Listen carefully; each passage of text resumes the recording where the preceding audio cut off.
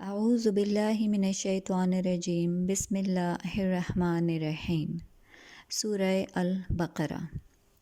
نام اور وجہ تسمیہ۔ اس سورت کا نام بقرہ اس لیے ہے کہ اس میں ایک جگہ گائیں کا ذکر آیا ہے۔ عربی زبان اگرچہ اپنی لغت کے اعتبار سے نہایت مالدار ہے، مگر بہرحال ہے تو انسانی زبان ہی۔ انسان جو زبانیں بھی بولتا ہے وہ اس قدر تنگ اور محدود ہیں کہ وہ ایسے الفاظ یا فقرے فراہم نہیں کر سکتی جو ان وسیع مضامین کے لیے جامع عنوان بن سکتے ہوں۔ اس لیے نبی صلی اللہ علیہ وآلہ وسلم نے اللہ تعالیٰ کی رہنمائی سے قرآن کی بیشتر صورتوں کے لیے عنوانات کی بجائے نام تجویز فرمائے جو محض علامت کا کام دیتے ہیں۔ اس سورت کو بقرہ کہنے کا مطلب یہ نہیں ہے کہ اس میں گائے کے مسئلے پر بحث کی گئی ہے، بلکہ اس کا مطلب صرف یہ ہے کہ وہ سورت جس میں گائے کا ذکر آ رہا ہے۔ زمانہ نزول۔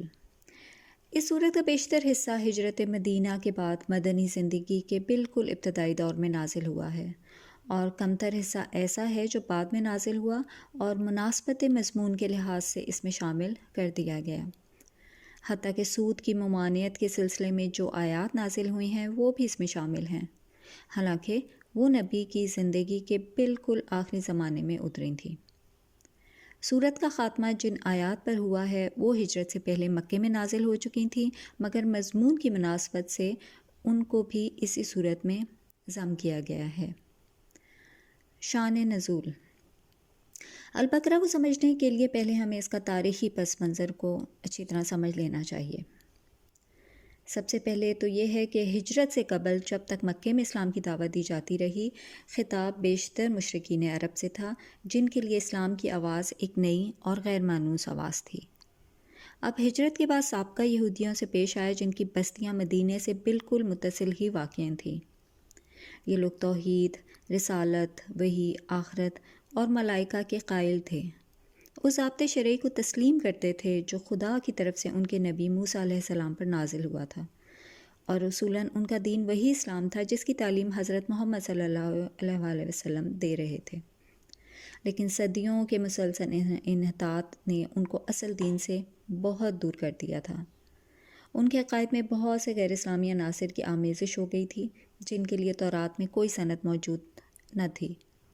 ان کی عملی زندگی میں بکثرت ایسے رسوم اور طریقے رواج پا گئے تھے جو اصل دین میں نہ تھے اور جن کے لیے تورات میں کوئی ثبوت نہ تھا۔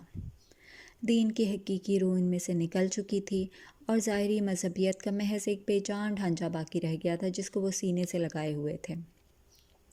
ان کے علماء اور مشائخ، ان کے سرداران قوم اور ان کی عوام، سب کی اعتقادی، اخلاقی اور عملی حالت بگڑ گئی تھی، اور اپنے اسی بگاڑ سے ان کو ایسی محبت تھی کہ وہ کسی اصلاح کو قبول کرنے پر تیار نہ ہوتے تھے۔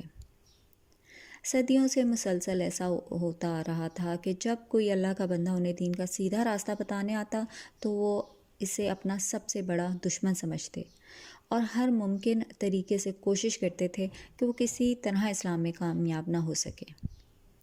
یہ لوگ حقیقت میں بگڑے ہوئے مسلمان تھے جن کے ہاں بدعتوں، تحریفوں، منہ شکافیوں اور فرقہ بندیوں کی بدولت انحطاط اس حد کو پہنچ چکا تھا کہ وہ اپنا اصل نام مسلم تک بھول گئے تھے، محض یہودی بن کر رہ گئے تھے۔ اب دوسری جگہ جب مدینے پہنچ کر اسلامی دعوت ایک نئے مرحلے میں داخل ہوئی تو ہجرت کے بعد عرب کے مختلف قبائل کے وہ سب لوگ جو اسلام قبول کر چکے تھے ہر طرف سے سمٹ کر ایک جگہ جمع ہونے لگے، اور انصار کی مدد سے ایک چھوٹی سی اسلامی ریاست کی بنیاد پڑ گئی۔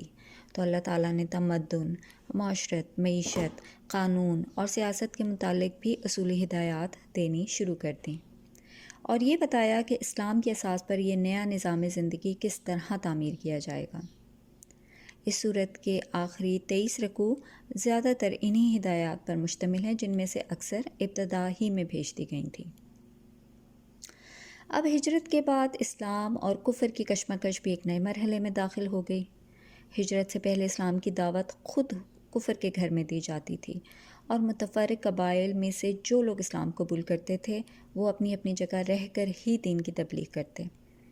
مگر ہجرت کے بعد جب یہ منتشر مسلمان مدینے میں جمع ہو کر ایک جتھا بن گئے اور انہوں نے ایک چھوٹی سی آزاد ریاست قائم کر لی، تو صورتحال یہ ہو گئی کہ ایک طرف ایک چھوٹی سی بستی تھی اور دوسری طرف تمام عرب اس کا استحصال کرنے پر تلا ہوا تھا۔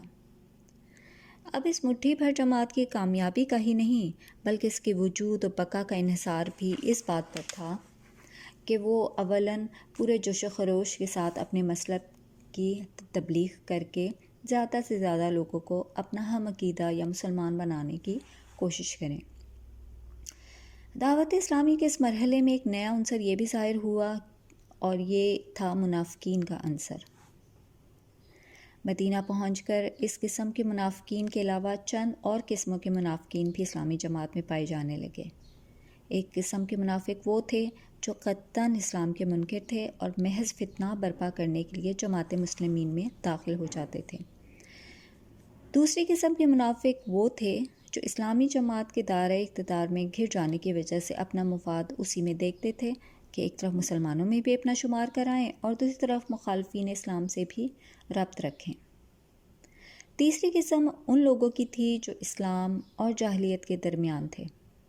انہیں اسلام کے برحق ہونے یا کامل ہونے پر قطعاً اطمینان نہ تھا، مگر چونکہ ان کے قبیلے یا خاندان ان کے بیشتر لوگ مسلمان ہو چکے تھے اس لیے یہ بھی مسلمان ہو گئے۔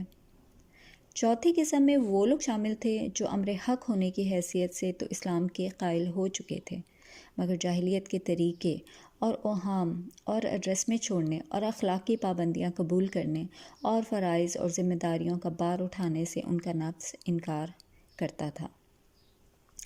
سورہ بقرہ کے نزول کے وقت ان مختلف اقسام کے منافقین کے ظہور کی محض ابتدا تھی، اس لیے اللہ تعالیٰ نے ان کی طرف صرف اجمالی ارشادات فرمائے ہیں۔ بعد میں جتنی ان کی صفات اور حرکات نمایاں ہوتی گئیں اسی قدر تفصیل کے ساتھ بعد کی صورتوں میں ہر قسم کے منافقین کے متعلق ان کی نوعیت کے لحاظ سے الگ الگ ہدایات بھیجی گئیں۔